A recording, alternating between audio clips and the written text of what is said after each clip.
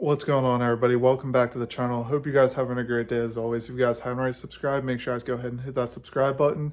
Closing in on 3,000 subscribers, which is super cool. But today's video, I'm going to go over why you shouldn't buy cheap rock lights.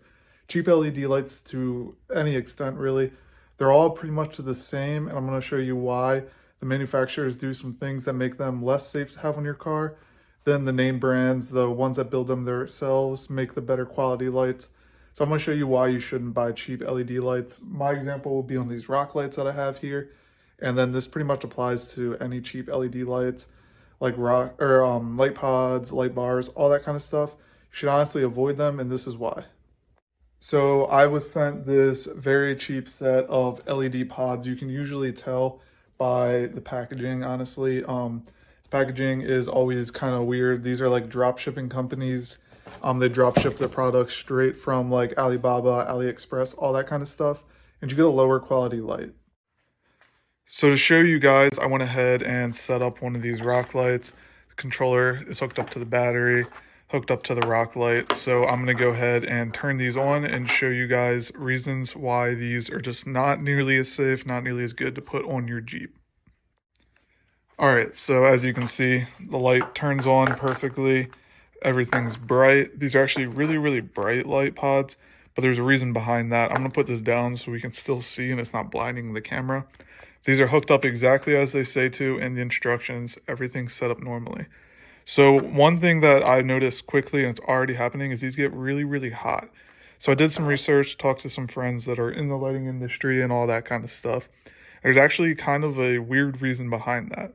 So a lot of these cheaper lights, light pods, rock lights, if you had a light bar, a lot of the cheaper ones will push way too much power through the light.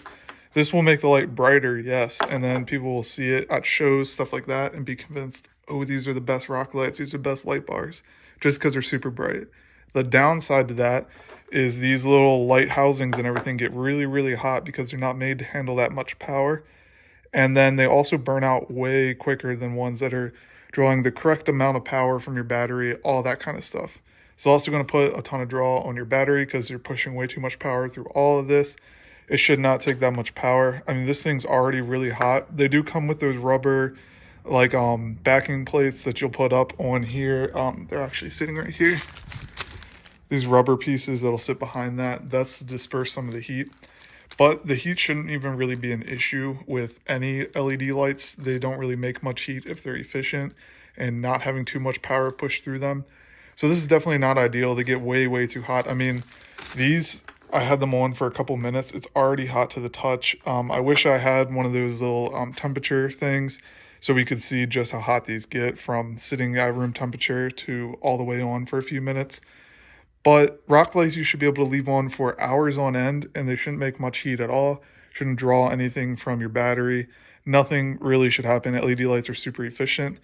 But the cheap ones just draw way, way too much power. They get way, way too hot. And I don't want to put something that hot under the Jeep and leave it on for hours at events or anything like that, or in parking lots, all that kind of stuff. So my recommendation would be picking up your LED lights from like a reputable company. I'm going to be running KC rock lights, I believe, on this Jeep and on the Wrangler. Probably get a set for the Black Grand Cherokee once it's up and running again. Same with light bars. I mean, this applies to basically any cheap lighting you can get for your Jeep, whether it be slapping a light bar on top, light pods down here, rock lights under the Jeep like we were installing. I'm not even going to install these on the Jeep just because of that reason. And I really don't want some light getting super, super hot under here. If we get like, go off-roading and get a bunch of stuff stuck back there, it's just, you know, not ideal for the setup. So I'm going to be taking these off and honestly probably just throwing them away. No use for them. I'm not going to put them on my cars or anything. Maybe we'll find another use and keep them. I'm not sure.